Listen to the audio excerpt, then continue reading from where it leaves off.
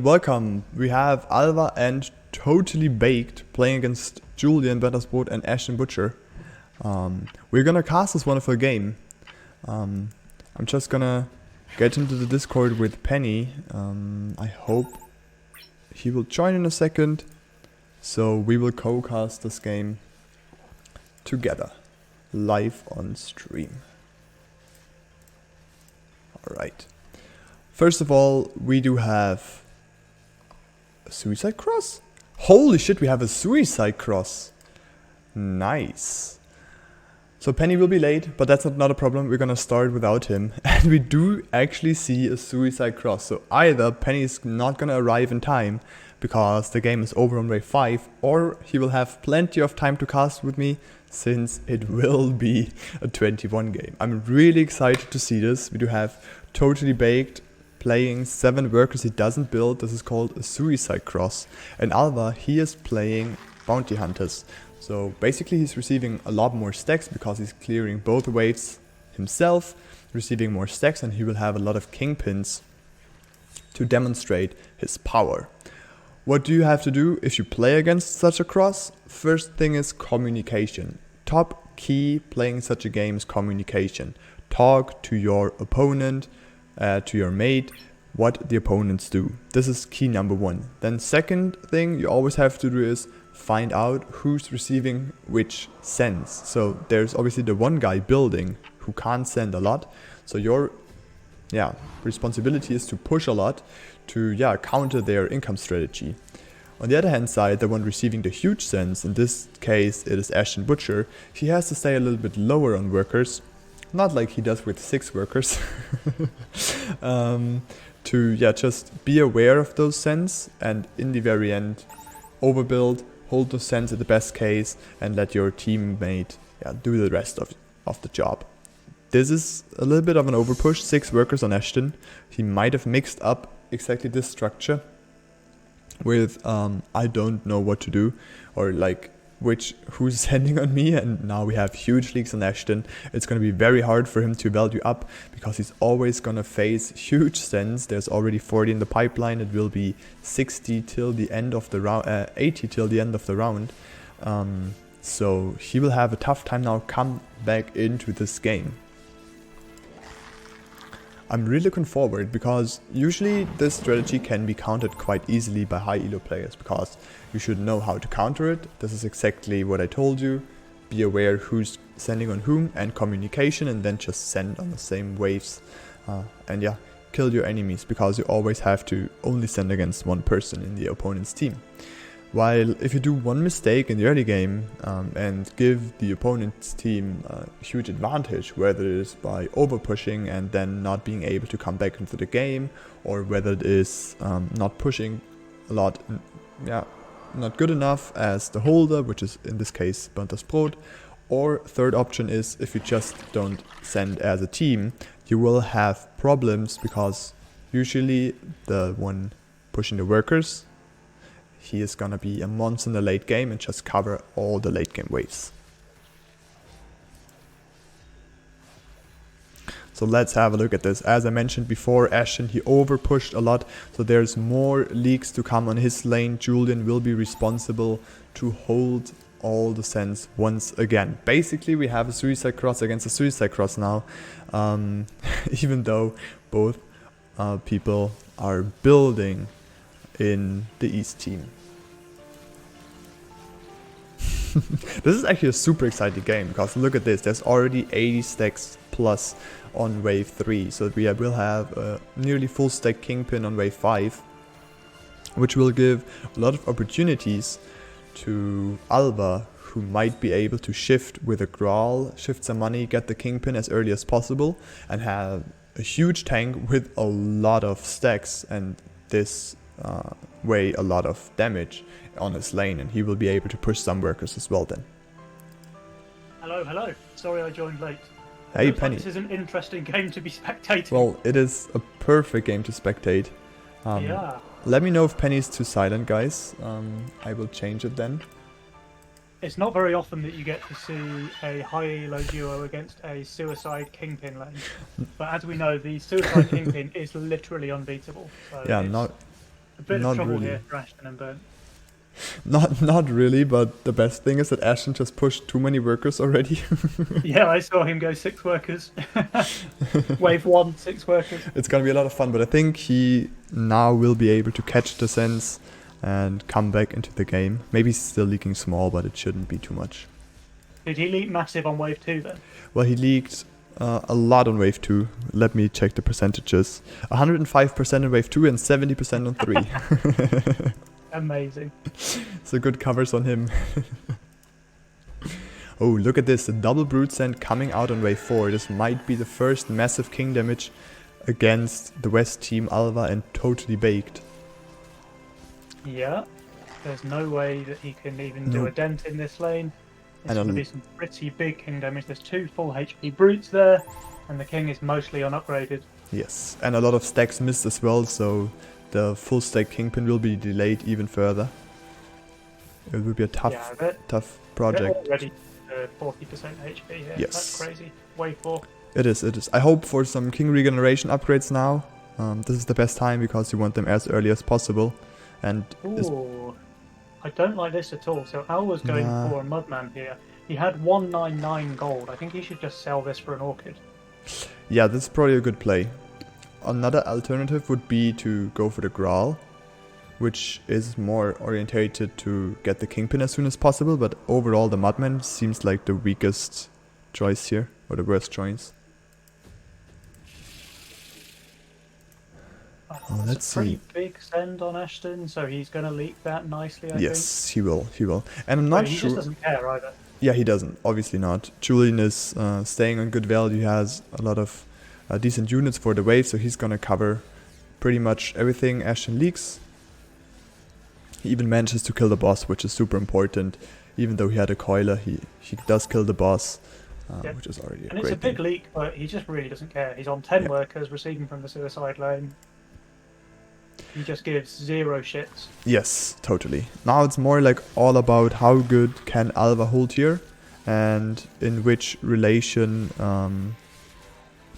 will he try to get the Graal next, or does he not go for it? Does he want to have a Kingpin for 7? What's his next plan? Kingpin for 6, otherwise I think he can't get a Kingpin. Maybe an Orchid. Oh, he can get a Kingpin for 6. He actually can. Yeah, but this is even more damage now, and we're just back to back King hemorrhaging HP here on the left side. The thing is, he does have 122 stacks on the Angler right now, which would be a decent Kingpin to start with. So he could go for the Kingpin now, and then finally get some workers going, maybe like push up to 4 workers, get some more King regeneration upgrades, and then just get more Anglers. He gets it, but I just don't think this is good enough. Well, he has I to. don't think this is good enough. He has to, but it's not a fully stacked Kingpin. Yes. It doesn't have the lifesteal anymore, so it can't just solo 2 waves like it used to be able to before it was patched out, right? Yeah, the lifesteal was a huge opportunity. The lifesteal was a huge opportunity for suicide crosses. But now he can maybe go for the Wild Shroom for 7, so he's decent 7 and 8. With good damage on the Kingpin, Wild Shroom being a decent tank on both, and a good damage deal on 7 as well. And then play some small Anglers that get a lot of stacks on 7. Might be an option to come back. The 120 stacks though is just not good enough for 7 and 8. It means it's not the that Kingpin great. can't one-shot the wave. Yes. He needs to be like 146, I think, is the magic number where it one-shots wave 7. I don't know. You're better informed with this, I guess. I'm not playing that many Kingpins. Just no fan of it. It's too weak. Ashton is still leaking, but like very small, and he just really doesn't care about this. Well, you should start caring, because actually totally baked 20 workers, which is an insane number to be on. He will be able to send huge resends every wave now, which can bring Ashton in a lot of trouble, who's not really the one building a lot. I mean, he just pushed all his gold. He's on undervalue. He will leak next once again. He will leak 8, or just whenever he will receive a send, there will be big leaks on him. Yeah, he doesn't even have a second Angler gaining stacks at the moment, so he probably has to play one now. So get the canopy and get another Angler and start stacking. Yeah. I think this is by far the best option. Like get another angler down. Wave 7 gives you that many stacks, especially if you have 2 waves to get stacks from. Canopy is a very good option here as well. Oh, I don't like something this. that isn't that, and I think anything that isn't that is a mistake. Yeah, probably. Like he could have done Canopy now into Orchid on next to boost the Orchid and just snipe tanks out of the way. I really dislike the Aqua Spirit here. He should get more stacks in the early game. If he did one angler here and it survives, it's nearly full stacks off wave 7 alone, right? Because it gets 30 stacks per wave, and there's 2 waves. He does good. Yeah, true. It's 30. Yep, you're right. But I'm really looking forward it's for just 8. a massive mistake for him not to do that, because you need another angler. Like I don't know the though. only way this strategy ever works is if you have a few overpowered kingpins. Yes, but I'm not 100% sure if they actually want to drag out the game a lot more, because there's huge sense now coming from Totally Baked, who saved last wave, didn't send on Ashton. He was even able to send a Kraken here. He decided against it. I would have loved a Kraken, but a Ram Mole looks awesome as well, maybe even a Hermit on top. So there's gonna be huge leaks on Ashton for sure, and it's all about Julian covering those. But he already has a Trinity Archer. Burnt and Julian are actually saving here, which is interesting to me. It is. Burnt has 0 chance of leaking, so that's not even a question. And look at Ashton, this. There's the Orchid. Should leak. He's getting a siege ramp, so all of his front units won't even touch the wave. He but should the leak. at least is going to clean up. Yeah, but now, he's having what I like is a this mole. Yeah. Mole is really good because it actually a single Hermit mole on top. cuts the DPS Hermit. of the decoiler by 50%. Look at that. Oh, what an awesome play. Yeah, that snail is a huge mistake. Unless the mole survives. If the mole survives, it is actually a fine play, I think. But the mole might die. Oh, the coil is getting sniped before the mole dies, so that's alright. It's alright. Oh, the mole is actually living, so it's a massive leak from Ashton. Now this is insane. Julian will be able to clear most of it, but not all, especially since the Ram is gonna path in front of the wave. So that's definitely going to the king. Yeah, look at that. I'm just unsure if the Elite Archer is gonna attack more units as well. Okay, only the Ram, so there's gonna be massive leaks to the king. And now it's all about, can West Team, Alva and Totally Baked resist the next huge send coming against them? I guess they send on 10 now after saving here. Probably, yeah. We still didn't have the reroll in Alva, so this is one thing to be mentioned. This was nearly game here. Yeah, and actually they got 50 gold from Shutdown and Ashton, 25 each, which is a huge thing for them as well. And we actually have Totally Baked not pushing here. So Totally Baked might even start building because they know they're under some pressure. Yeah. I really do like the play, because if they don't manage to kill Alva and Totally Baked with the next send, it's actually gonna be a tight game. Yeah.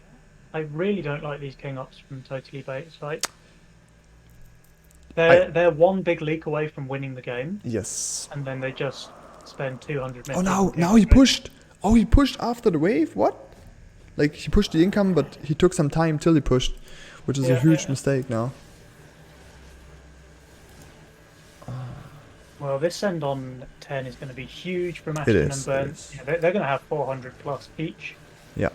There's just no way that Owl can hold that. Or we just do need the reroll from Alva to maybe get Deep Coiler, Berserker, Halo, something like this. I don't think there's anything that Owl can do to hold 2 times 400 sends on 10.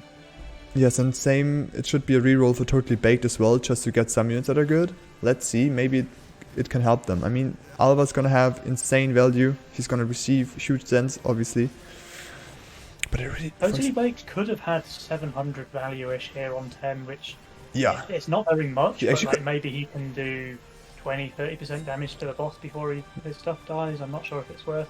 He could have actually almost had 800, I think. Because he had 300 something last, so it would be around 8.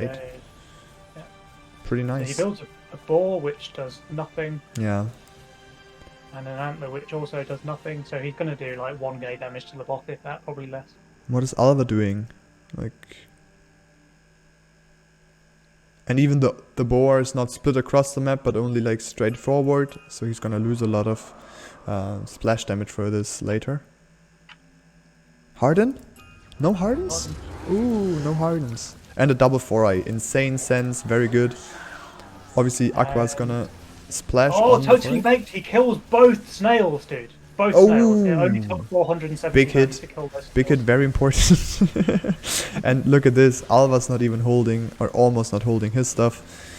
This is This GG. is definitely GG. Oh, so nice. They really had good opportunities, especially after the send on 8.